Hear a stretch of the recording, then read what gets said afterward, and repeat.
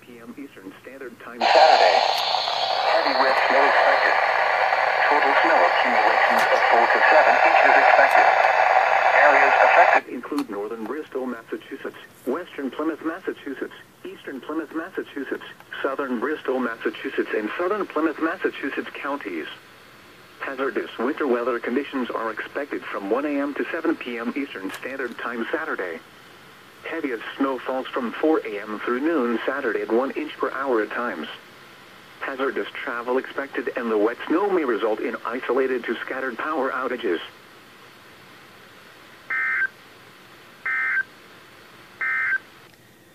Well, we all knew this was coming.